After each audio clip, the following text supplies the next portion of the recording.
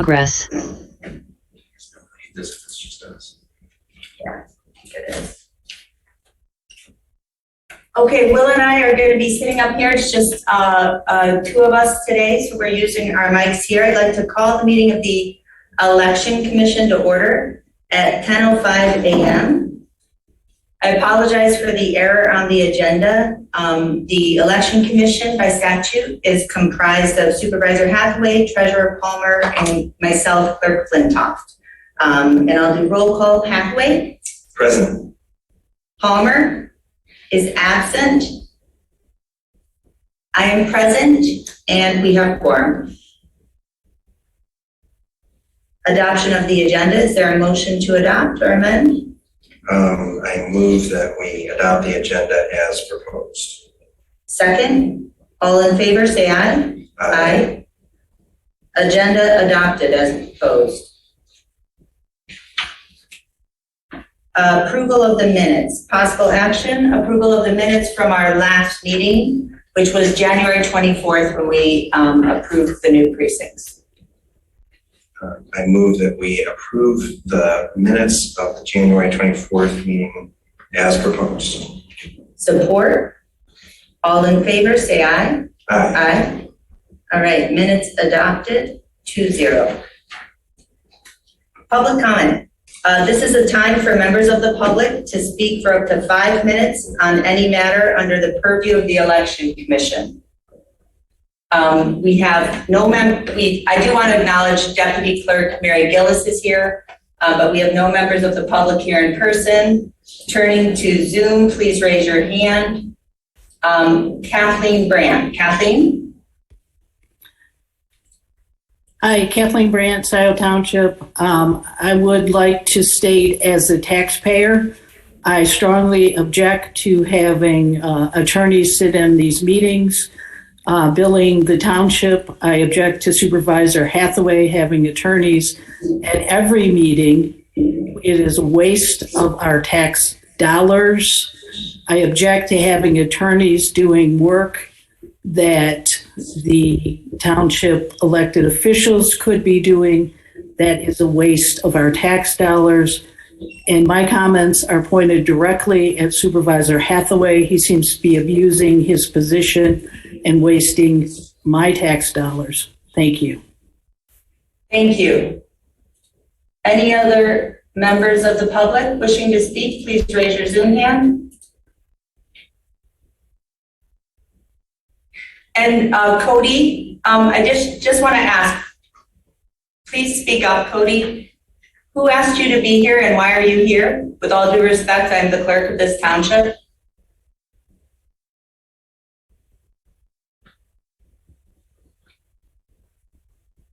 Yes, Cody, you're so polite raising your hand. Thank you. Yes, please go ahead. Thank you. Can you hear me now? Yes, thank you, Cody. Yeah, sorry, I was muted. So I was asked to sit in here by Mike, who was reached out to by, I believe it was Will, just with regards to the names of the applicants for election inspector. And what is the question, Cody? Well, there was some concern that the names weren't provided either prior to the meeting or at the meeting. And we just wanted to opine that the Michigan election law actually requires that the applications be available to the public for inspection. Yes, they are.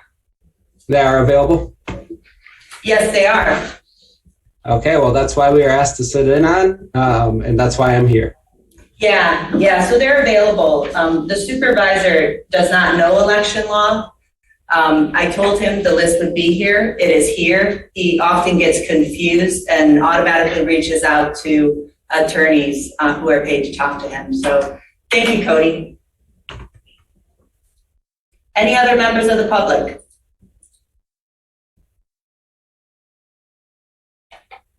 Okay. Oh, one more. Pam Boyd?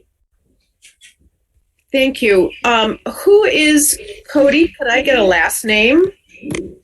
It's Cody Mott, and he is an attorney with Foster Swift, asked to be here today. Okay, thank you so much.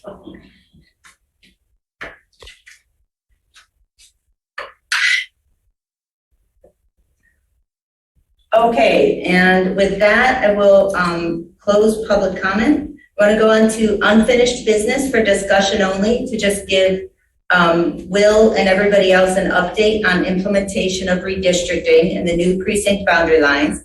When we last met in January, we had anticipated that the state would have implemented all of the changes in the index of the qualified voter file by about April or May is what we had targeted.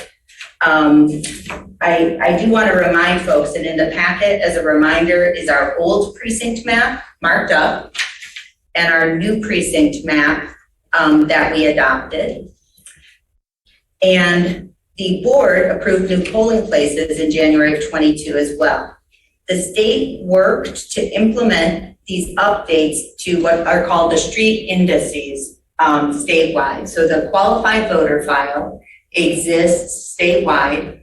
Each of the 1,200 local clerks, either your township or city clerk, is responsible for maintaining the voter rolls, which we maintain here, both in the physical MasterCards, which reside in my office, as well as the qualified voter file. And then that data is shared with the driver's license file through the Secretary of State. And as one part of the 2018 reforms, we have automatic updates happening and actually a bit of a motor voter policy here in Michigan, where every time somebody has a transaction with the state, they're actually registered to vote unless they affirmatively opt out. So registrations have gone way up. The quality of the voter roll, I think, has really improved.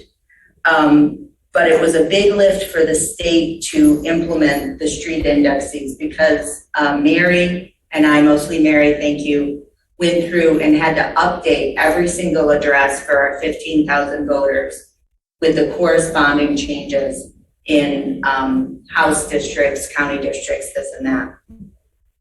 When we were about done, in May, we learned of 2 new changes from the state that both the state and county had known about. And I think it's because there was a census tract line in the northeast corner of Scio that did not align with the township boundary. And so, Mary, could you remind me how many voters up in that northeast corner? It's 4 houses. It's 4 houses. I'm not sure off the top of my head how many voters that is, but 4 houses. Yeah, so 4 to 12 voters. So 4 houses are in a different House district in the top northeast corner of Scio Township. And then down in the bottom right here, Will, so there was like 4 houses here that got pulled off. And then all of these little islands in Precinct 1 are in a different House district too. So we made those changes. We got all the cards out to folks. Certainly they went out later than we expected. But through no fault of our own, it was just the lift that the state had. And then last week, a voter notified us, came in, we were processing his absentee ballot application. He lives at 1293 South Zeeb. His voter card was incorrect. His was still reporting that he was in Precinct 7 and not in Precinct 6, which he is in. So, well, somewhere like around this area. And so. See the only one? So we checked and it's about a dozen. It's 4 houses, but it's 15 voters. Yeah, 15 voters. So we have 15 voters. Mary worked this weekend to hone in on the issue. We're getting the state to correct it. And what it was just an oversight when they were changing all of the various numbers. The commission here doesn't have to change anything. The boundaries didn't change. These people were just still coded as 7 instead of as 6. So it has no effect on their registration, their ability to vote. We've got it handled, but I wouldn't be surprised if there were 1 or 2 of those that pop up. Yes, could be. It's really more of a paperwork hassle at this point, since there's no difference between the ballots for 6 and 7. Right, It's not like there's different representatives for the different precincts. Exactly. right, yeah, not for this. I mean, if it were in the Dexter School District or Ann Arbor, it would matter, but It's all within the one school district. yeah, so. And I just want to thank Sherry Sabah. So Sherry Sabah, Mary Cheryl, and now Nutan Nathwani are 3 wonderful Scio residents who have a lot of experience working elections, are each professionals. It's Maya Nathwani who's with us. I'm sorry, Maya Nathwani. She just started today, and they're all helping as clerk's assistants. So they'll be busy helping to run ballots around, and we'll be here at all hours now through August 2nd. So she is a designer, and she is taking a stab at our map and trying to get it fully up to date. To my knowledge, the county and the state don't even yet have all of these various districts. There's not yet one place to go to. For voters, your information on your voter card is correct, and where you should go is the Michigan Voter Information Center. You can pull up your address and get a sample ballot and see what various districts you're in and things. Will, do you have any questions on the kind of redistricting and the changes we made? And I thought the presentation we had before was very thorough. okay, I mean, I'm not surprised that the Township Islands got put in a different Yeah. district because they're over the line in Ann Arbor, really. yeah, I mean, eventually they're going to be, I would imagine, annexed to Ann Arbor, but that's I would guess that so as process well. is sort of taking its time. Okay. Good. All right, ready to move on, Will? I think so. Okay, great. New business, agenda G1, establishing absent voter count boards and appointing election inspectors. I have a resolution in the packet and the proposed list of folks that we have. Well, here it is. I typically don't publish it in the packet because it includes everybody's party information on it, as well as their home addresses. So it's not private information, but it's not something I usually publish for 2 reasons. One, because I'm happy to have, anybody can come inspect the binder of election inspector applications. So to be an election inspector, you have to be a registered voter of Michigan, or you can be 16 years old or more. And you don't have to be a resident of Scio. So while most of ours are, some are not. In particular, I will say the one area where I still need some help, and Will, if you have any contacts, are Republicans. It's a vanishing breed, yes. Yeah, so the county Republican Party and the county Democratic Party certainly need no help from Democrats. But we are mandated to, and I do really try to have a good balance. Typically, and Will, what you'll probably notice is you've got maybe 1 Republican on each team. I'd love to have more than 1 Republican on each team, but that's the bare minimum. So to the public, if you have any Republicans, I would still love to receive their application and put them in. Democrats, I'm set thanks to the generous outpouring, and any other parties, I am set. I would just say, I would just need Republicans. Is that fair, Mary? That's pretty fair. And with COVID, we try to build in some redundancy in case people are sick and things. So at this point, and let me try to address some of the, some more about the inspectors, Will, and then I'll kind of talk about what this resolution would do. At this point, always in the process, there's always going to be some changes, right? Because there's appointments and then there's accepting, declining. I said yes, now I'm saying no. So there's always changes. And so that's why the resolution always has the clause, the last clause on page 10 of the packet, that the commission always authorizes the clerk to to appoint inspectors or chairpersons to fill vacant appointments, from refusal or failure to serve. It sounds like kind of strong language, but it's just because we're still in the process of confirming everybody and making sure everybody's gone through the requisite training. What we do is the county holds the trainings for the ABCBs and for the precincts, and it's a 2-year kind of local. The county is responsible for the trainings. I could be responsible for the trainings, but the county does such a nice job. We just use theirs. So the trainings are good for 2 years. There are a few people who have done this year after year after year who can't make either training, who it's okay. You know, it's okay with me. They know what they're doing. But for anybody new or kind of going from precinct to an ABCD or vice versa, they'll definitely do the training through the county.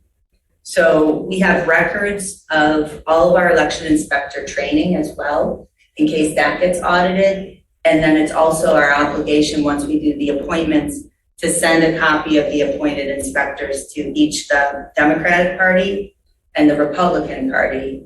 And then typically they look at it and say, you know, if there are extra Republicans, I sometimes at the last minute get referrals from other clerks who have too many Republicans and too few Democrats. So there's kind of some last minute trading of inspectors.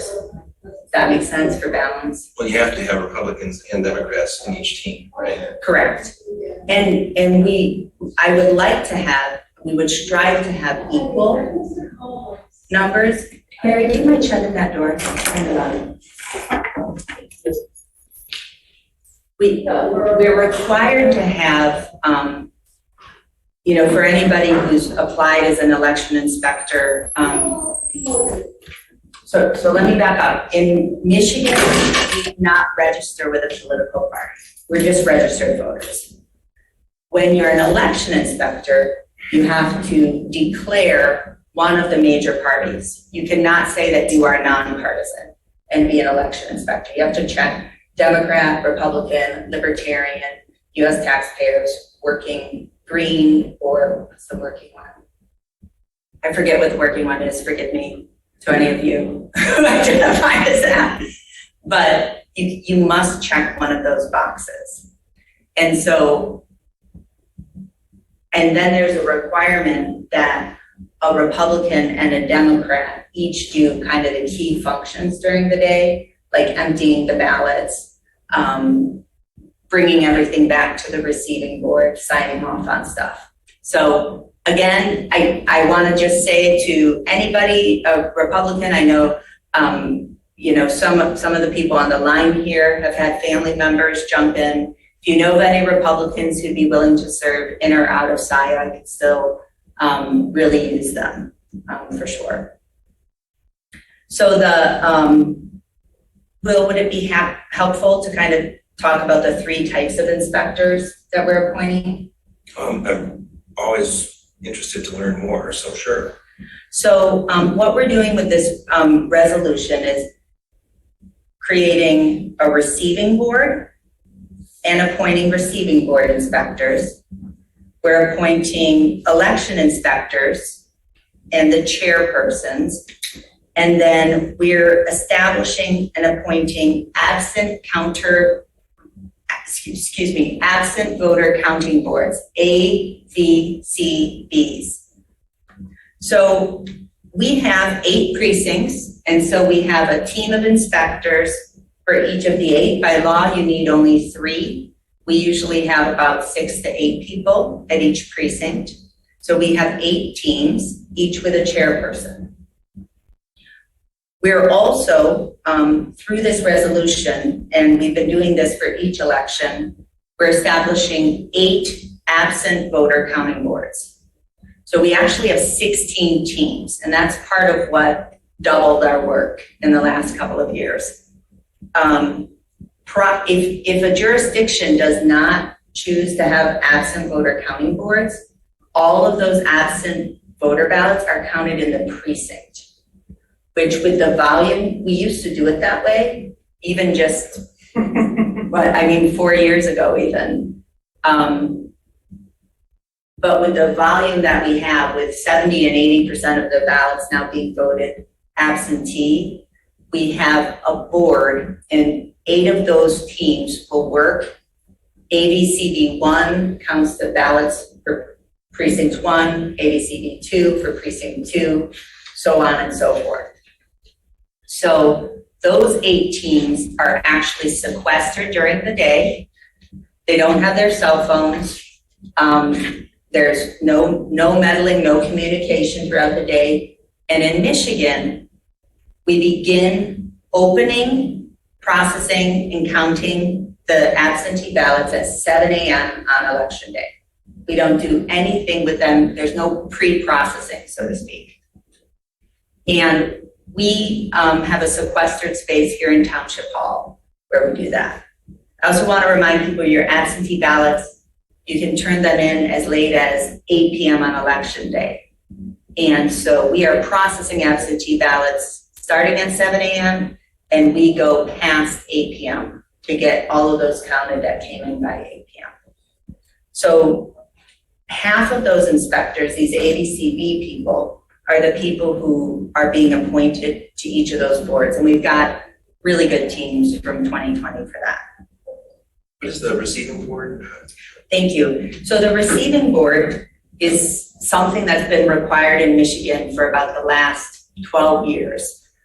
And it's here at Township Hall, and they're people who are independent from both the clerk as well as the precincts or the 80 counting boards. So they're a middle step so that at the end of the night, the 16 teams, 1 Republican and 1 Democrat from each of the 16 teams, comes back to Township Hall with all the stuff, including the tallies and all of the various documentation, electronic and paper, and they come here to the Township Hall. And we have 4 people for the receiving board. They've done this many years. Christy, Fran, Andrea, who are employees of the township, and Lori Carey, who is as well. She'll be new to this, but she's worked elections before. And their work starts at 8 p.m. So the teams come in at the end of the night, give each of the 2 receiving board teams, 1 Republican and Democrat, another Republican and Democrat, all of their stuff, and they audit it. And they make sure that it's all there. So they literally open every envelope that's been sealed and signed, double check it, seal and sign it. And then when the receiving board is done, then it comes to my custody and I drive it down to the county in the middle of the night. Yep. So Early morning. when the receiving board receives the counted absentee ballots, they've already been opened, they've already been counted, everything's been processed, they're just sort of making sure that it's been done properly before they give it to you or to give it to the county for the official. Yes, and what they receive back, there's a whole checklist. They actually receive back every single ballot from the 8 precincts and from the 8 counting boards. They receive back the tallies from the tabulators, as well as the old-fashioned poll book, where they've tallied things up and certified things. They also make sure that the flash drive that has the tally data on it from the tabulators is physically in a particular secure container. So there's various secure containers, ballot containers, media device containers, and everything has different seals on it that are uniquely identified. So there's a lot of signatures, a lot of unique seals, and really to just make sure that the chain of custody is fully intact from the polling place to the receiving board. Is it the ABCB bringing just the absentee ballots, or are they bringing everything from? Everything. So, and what I mean by everything, and I'll send you the list, but it is the ballots, the poll book, and everything that they've signed off on. It's not, we do have them bring the, we don't have them bring the empty external envelopes or anything like that. Just anything that's actually needs to be secured on election night. We also with our tabulators, and this is why I think it's a good thing, our next election commission meeting is in 2 weeks, where we'll actually be doing the public accuracy test of the tabulator. And I do invite people to come to Township Hall for that if you've never seen the tabulator in action, because I think it gives people a lot of confidence to understand how the technology works and how you can only start counting on election day morning and then you end counting and you're done. So you really close the polls very formally with the tabulation device too. So all of these counts that come out are signed and verified. And so how do we know the results on election night? It used to be that we took the paper counts down to the county, which for us isn't far, but for other places in Michigan, it's a drive.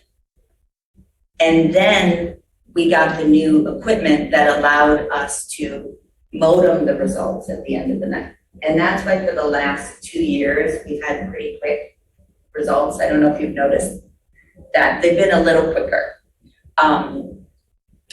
And the county is the one that updates their website on election night. So that's where the results are coming in, and it'll show how many precincts are reporting. It's actually the modems inside of the tabulators that when they're sitting in the utilities bay, closing the polls to ABCD3, it's modeming the results to the county, and they're automatically updating their website. So what you Yeah. physically bring to the county is sort of confirmation of data that they already have. yes, so they get that preliminary data and post it. The physical record is then reviewed, and then the county goes through their whole county board of canvassers. So the vote isn't official until the county board of canvassers meets and goes through their whole process. And I mean, we've been very lucky. We have awesome election inspectors. We do a lot of preparation. I've never handed off the results to the county and got any dire questions. We have had a follow-up for 1 or 2. I think we were missing a signature or something. But in any case, they'll call me, and that would be the point where they would identify if there were any, something extraordinary like a recount. Is that right, Mary? Yeah, the only other thing I would add is that that transmission by modem, that's also tested. When we're testing the tabulator, there's also a method whereby we're testing the transmission so that we know that every aspect of the tabulator works. Not only is it counting accurately, but it's going to send accurately the information to the county. So that's, I think, one other aspect that might be of interest to people. Yeah, that's a good point. And I think too the absentee ballots as well. Before we started mailing those out on June 23rd, those are tested. So we also test the actual ballots that come from the printer to make sure there are no defects, with the thousands of ballots that we're sending out, to make sure that they can be read properly. So that's part of the test. Yeah. So that's the test that we've already done, a preliminary test to make sure the ballots can be read. And then in the next 2 weeks, we have 17 machines. So we have 17 machines because we have one backup. We have 16 plus one backup tabulator or scanner tabulator. And then we have 7 VATs, which are Voter accessible terminals. voter accessible terminals. And what voter accessible terminals are they're adaptive devices that allow somebody who cannot see, cannot hear, needs things in different colors, it's a pretty incredible machine where somebody who would like that assistance can go use it and create their own ballot. And we will have that available here in the clerk's office starting next Monday. I'm also very proud that the Secretary of State started 2 years ago an online accessible ballot, which is very cool. So online accessible absent voter ballot. And we haven't gotten one of those yet this year, but we had a lot of use of that in 2020. Those are particularly helpful to voters with visual impairment, because since so much of our verification of voter identity has to do with signatures, and folks who are blind or severely visually impaired often can't duplicate the signature that they had that they were able to produce when they were able to see perfectly. And so that created a whole obstacle to folks for voting. And so this accessible online ballot is a really terrific way, in addition to the VATs at the polling places, to have a segment of the population that would otherwise have much more difficulty voting to vote. Right. Yeah, and we have had the opportunity to help people with all different sorts of challenges to voting, whether they're, transportation or disability or a lot of disease in 2020. I don't know how many people we had in our parking lot. We were all messed up with gloves and whatnot. So I just want people to know we want you to vote. If you have any question about how to vote, just call Township Hall. We make accommodations as fairly and as much as we possibly can to the extent of our capacity. So I'm surprised the state allows online voting. It's not exactly online voting. It sort of is. It's just a It's an online aid to getting the app and the ballot back and forth. But it's not exactly online voting.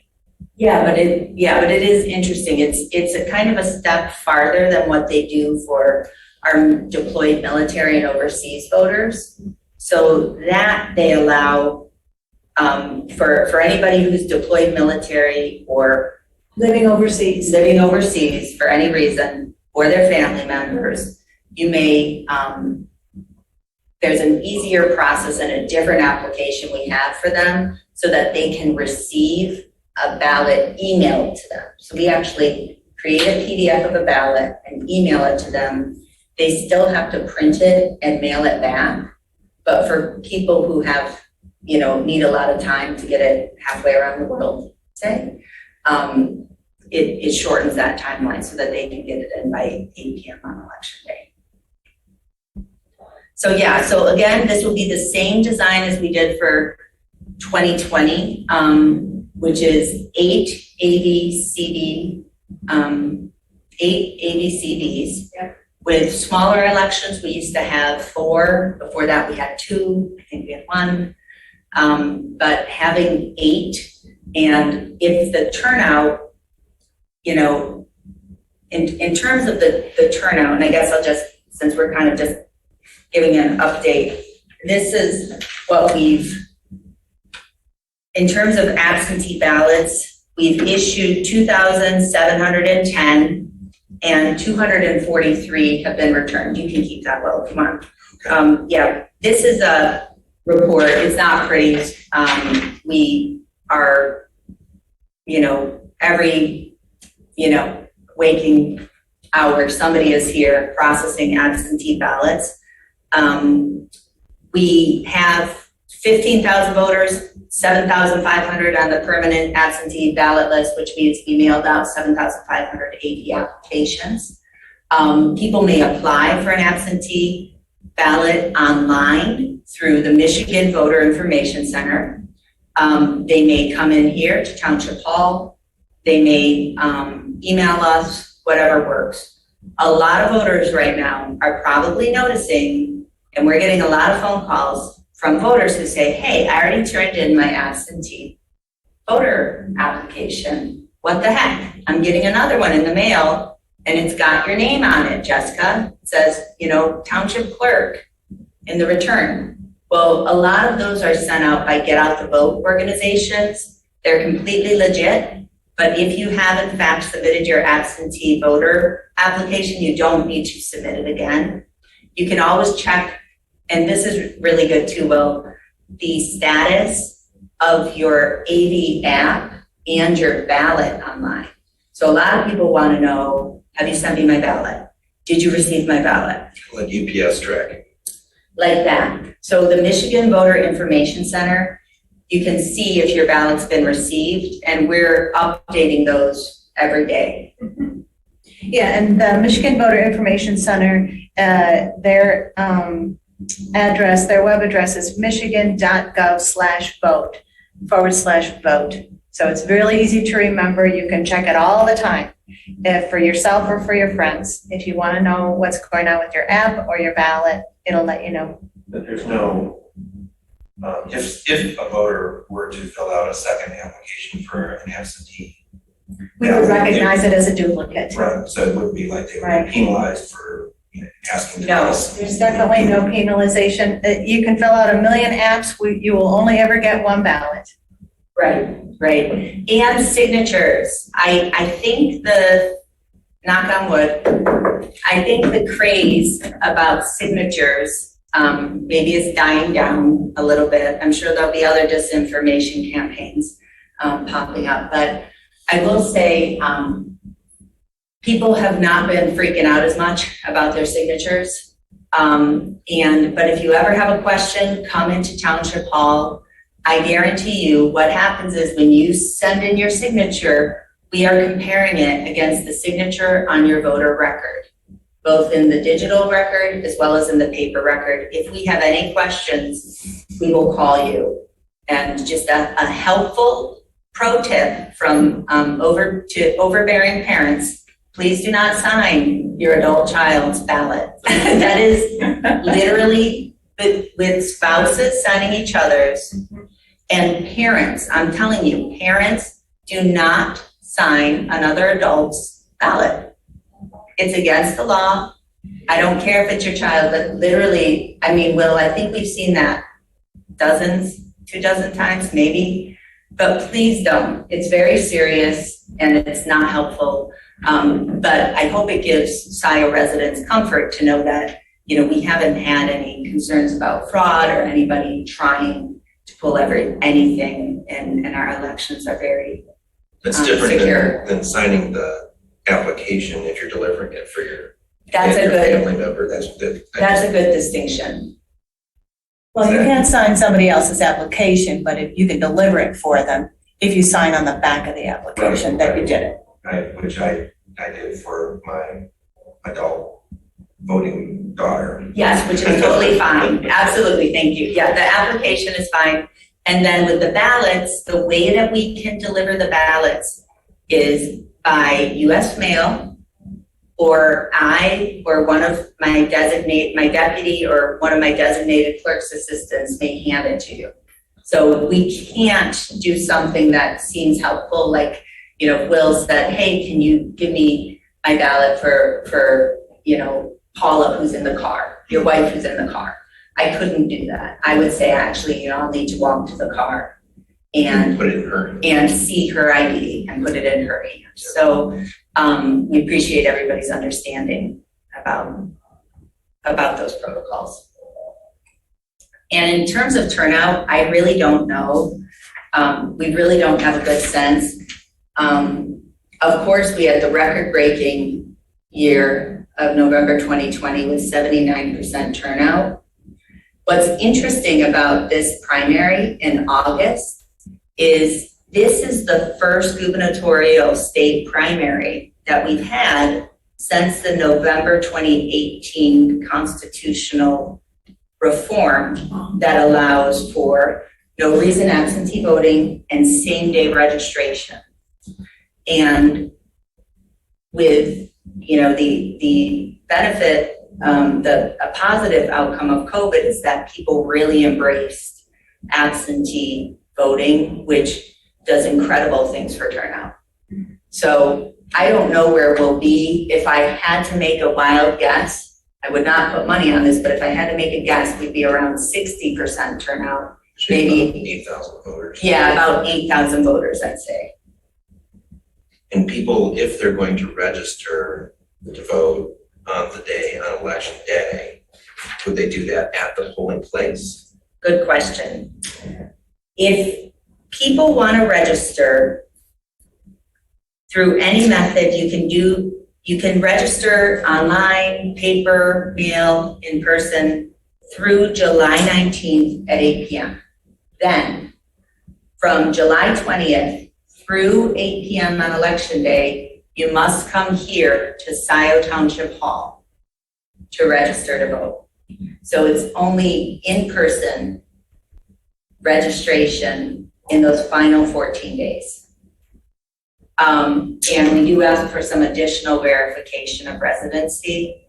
One nice aspect of, really pretty impressive aspect of the qualified voter file that we maintain in partnership with the state is we share information across the entire state. So for example, if Mary were in the city of Ann Arbor, had just moved to Scio from the city of Ann Arbor, and Mary had already, the city clerk of Ann Arbor had already mailed Mary an absentee ballot to her city of Ann Arbor address. And then Mary walks in and says, hey, I just moved to Scio, I'd like to register to vote. I would see that she had an outstanding ballot from Ann Arbor. Mm-hmm.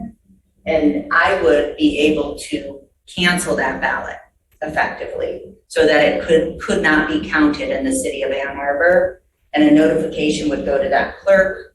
I could then register her here, give her a ballot for Scio, so that we are really certain that the people whose votes are counted, even if they've submitted them early, are only the people who are residents of Scio on August 2nd. Yep. And similarly sadly for people who pass away as well, one of the, right-wing tropes about voter stuff is that, the voter rolls are full of dead people, and it's just not true. But of course, part of our work is maintaining the voter rolls and making sure we do remove people when they have passed. And every election, there are some people who have turned in their absentee ballot and passed away before election day, and those ballots are also canceled. One voter, one vote, Yeah. but not after you pass away, not in the hereafter. So, You can't cast your ballot forward. right, exactly. So, but yes, so please, everybody, keep registering. If you have any questions, let us know. The best thing to do is to go to the Michigan Voter Information Center or call Township Hall if you have questions. I haven't heard much. I really think that Scio voters, like hopefully most of the nation, is getting better at sorting through disinformation. Have you heard any kind of local concerns about the election or anything that you can address? I try to pay attention. I haven't heard any rumors of, so I don't know that anyone's trying that particular ruse. I've seen some push polling for different candidates, but that's not really, creating doubt about the voting process itself. Yeah. So I guess we'll see. The example that you gave of somebody moving from one jurisdiction to another, even that, unless it's a very close election, that would be, even if something were to slip through, it sounds like it would be very difficult.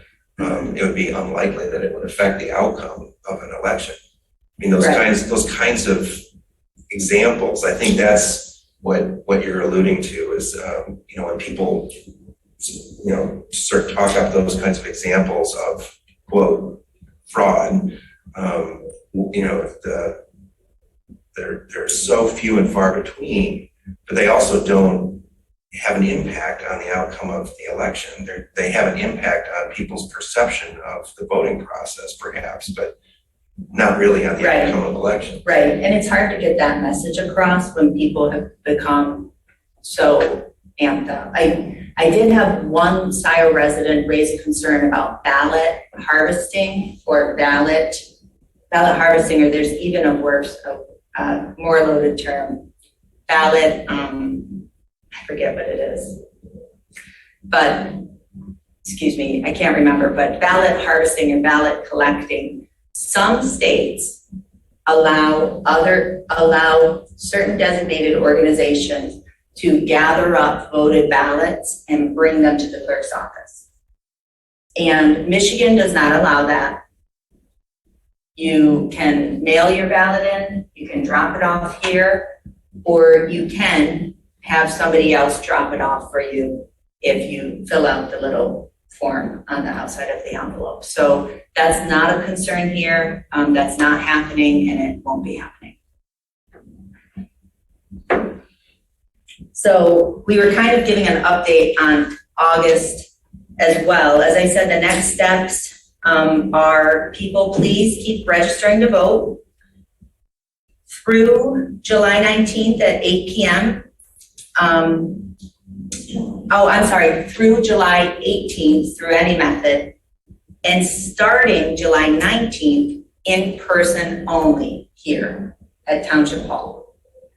Then the other deadline that's coming up, July 21st at 4 p.m.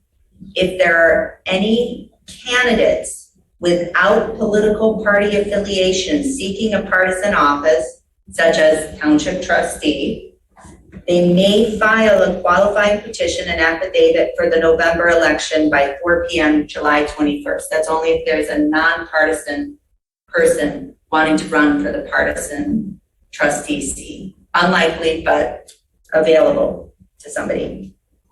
And then on the next time we'll be here, Will, is on Monday, July 28th at 10 a.m. And that is for the Election Commission to conduct the public accuracy test. Mary and I got off on a tangent on bats. But what I was going to say was we have 17 tabulators that we test. We will test 16 of them privately with the clerk's team, and we save one of them to test in the public because it just takes days and days and days. So we save one to test publicly. And then what we'll do is we'll have test ballots that are marked in every variation. So for this candidate, for that candidate, and then we'll total it up and do a tally together so that we can demonstrate to the public that each machine will count the ballots properly. And so that's something that we'll do in here, and I'll have on Zoom, or people can come here to see in person. And then the primary voters have to choose voting either one party or the other, right? That's a really good reminder. Yes, so we have, again, no one is registered with a party in Michigan. So this state primary, you get a ballot. It has on the left-hand side 2 columns, which are in a partisan section. And within those 2 columns, you must choose either Democrat or Republican. And there's the nonpartisan section. So that'd be the judicial candidates. Yes, yep. And please do not cross over between Democrat and Republican. If you do cross over between Democrat and Republican, that section of your ballot will be invalidated. Well, the rest of the ballot. The rest of the ballot will count. Oh, I didn't know that. So, yeah, so if you make one mistake on a ballot, it invalidates that section. It doesn't invalidate the whole thing. And please fill in the boxes fully with blue or black pen, not an X. If you do an X, we will count your ballot as long as it's a clearly marked X, but it saves us time because what we're doing in the ABC count board is going in and carefully duplicating that ballot so it can be counted. So So you create a duplicate ballot so it can go through the machine and be part of Yes. automated count. Yeah, and there's a whole process for that. So that's a great example of a reason why we need a Democrat and a Republican. When a process like that is happening in the sequestered area, we have a Democrat and a Republican both doing that process. And if someone were to make that mistake and mark on both sides of a partisan ballot in vote in person, my recollection is the machine will catch that when it's submitted. The problem is that so many people are voting absentee that there's little time to correct an incorrectly cast ballot. Yes, So there's no time. So there's no effort if we receive incorrectly marked absentee ballot, there's really sort of no chance for fixing that. Correct, because we keep the ballots secure. We verify that we've gotten the ballot from the person, that it's the ballot we thought we issued to the person. We do not open it, so we have no idea what's in there. Oh, so it's only on election day that. Right, because there's no pre-processing. So that is one downside, and I talked with Representative Lazinski about this back in 2020 because they're after the presidential primary, there were a lot of not the presidential, it was the other primary, the August one. There were a lot of those mistakes. So we do see that. And there are very clear guidelines, I'm happy to explain at some other time, about how we deal with an ambiguous ballot when we're sequestered in the AV count board and the voter isn't there. Because you're right, in the polling place, if the voter makes a mistake, if the voter's in the booth makes a mistake, they can spoil and get another ballot. If they try to put it in the tabulator will spit it out if they overvoted, like voted for too many people in a race, if they've crossed over, if there are stray marks. So there's different errors that the tabulator is programmed to catch and spit out. And you're right, that gives the voter the opportunity to correct it, and they don't have that opportunity in the AV count if you vote AV. Absentee.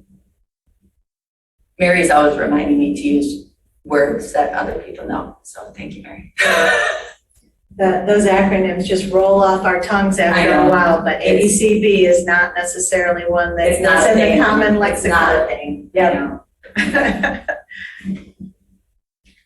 So any other questions before we move forward, asking for approval of the resolution as proposed? It would again establish the receiving board, appoint the receiving board inspectors, appoint the election inspectors, establish the 8 ABCBs, all for the August 2nd election. Well, I don't know that I have any more questions or clarifications. I think I should offer an explanation. In particular, because people raised, or at least one member of the public raised a question about my contacting township attorney. So this morning, I received the meeting packet for this meeting and this resolution, and it referenced the appointments. And I thought, well, there must be a list of the appointments also, but there wasn't. And so I reached out to you, Jessica, and the message I got back, I now see could be read in different ways. And now I understand that what you meant is I'll bring the list to the meeting. Yeah. I interpreted your response as I have a list, but I'm not publishing it. I'm not making it public. So I was concerned that there was no opportunity to see the list of appointees. I think what I would suggest or request is next time we do this, which I guess would be 2 years from now. No, for November. Oh, for November, that we have the list of appointees further in advance of the meeting so that we're not having to look at the list in the moment. I think I understand I think the motivation for not publishing the information, but it is public information. So we can't really conceal it. And I think, in terms of process and also in terms of transparency, we have to err on the side of making the information public, even if there is an argument for protecting the privacy of people. These are, public appointments, and we sort of, I think we have to make the information public. Absolutely. So that would be my recommendation request for next time around. I made my way quickly through the list, and so I had a chance to look at it, and now I feel somewhat reassured, and I proceeded to go forward. But I wanted to make sure that we had legal counsel present in case there was a question, because you can imagine if I were to say, no, I'm not comfortable going forward, that would raise some real problems, I think, because the law requires that we make these appointments on a particular schedule, and I'm not sure whether we would be able to keep that schedule if the election commission were to bulk at making the appointments, approving the appointments. So I think, while I don't pretend to have complete knowledge of all election law, I do have enough of an understanding of elections and election law to sort of have questions and concerns,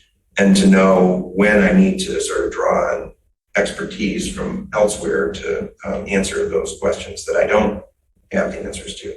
So that's why, and with that, I guess I'm prepared to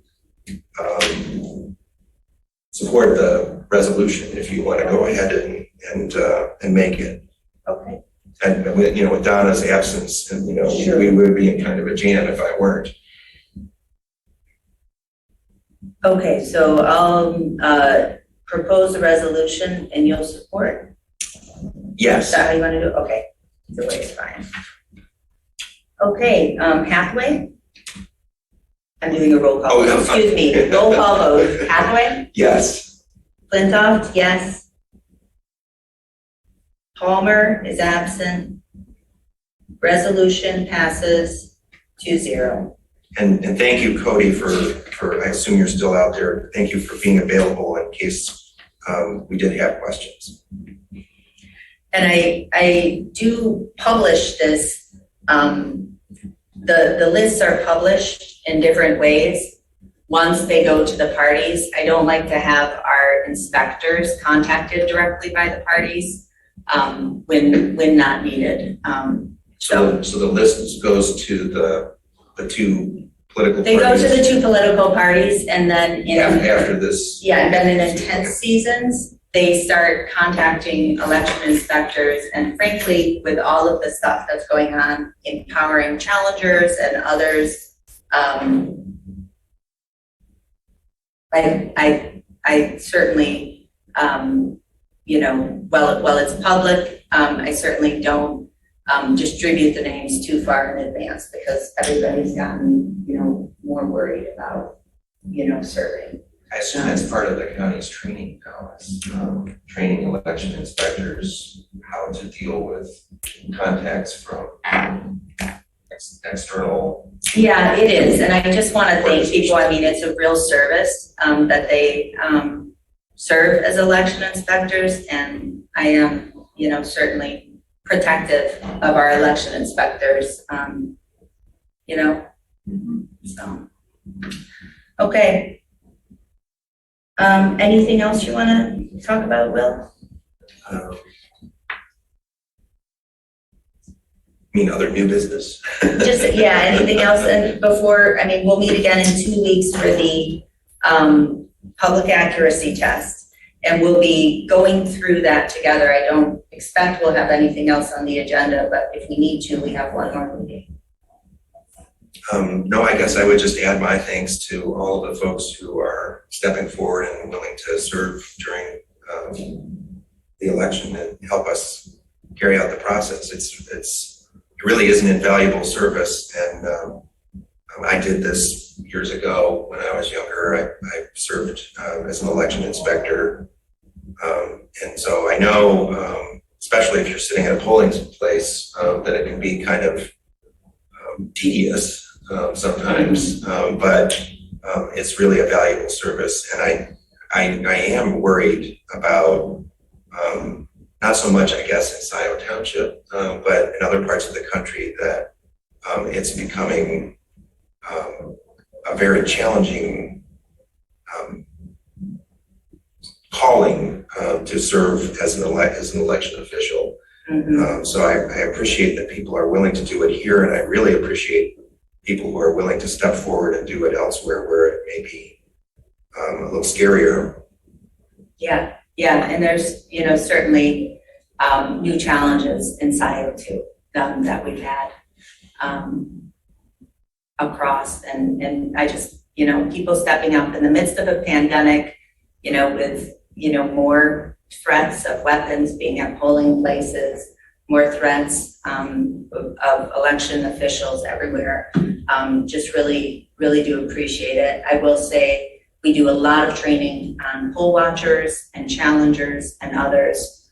I have had to, ask somebody to leave a polling place once, and not again, but our sheriff is a great partner on that day too. So we try to be ready for everything, so. And we keep our polling places very calm and non-stressful. Yeah. The election inspectors do a great job with that. Yeah. Okay, with that, I'd like to move to public comment. We have no public here in person. Any public comment via Zoom?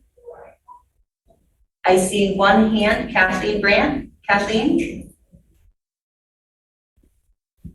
Hi, Kathleen Brandt, Scio Township resident and taxpayer.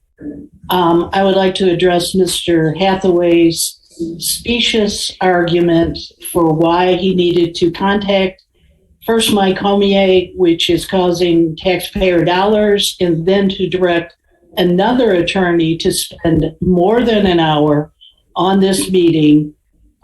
This is misappropriation of taxpayers' funds. I want everybody to realize this. Mr. Hathaway is incompetent in understanding Michigan law, including election law. So he resorts to always calling an attorney who is unethical, that is more than willing to spend Scio Township's funds to pad his pockets. And also this meeting with Mr. Hathaway in attendance and ignorant of election law has taken twice as long as it should have taken, with his questions and explanations for why he needs an attorney at every point of his job. Thank you very much. Thank you. Next up is Rob Pattinson. Rob?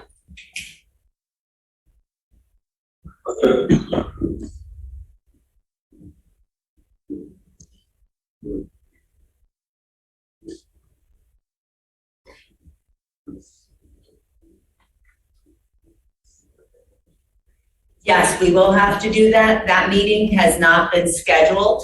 I won't begin thinking about it until I have a week of rest after August 2nd. But there are schedules for all of these things. I can tell you, actually, I'll let you know when it'll happen by. So that election will be November 8th. We will have the public accuracy test by November 3rd. And we will have the appointment of precinct inspectors sometime between September 29th and October 18th. So all of these deadlines are set by statute, and so we'll get those meetings scheduled as soon as I turn my attention to it.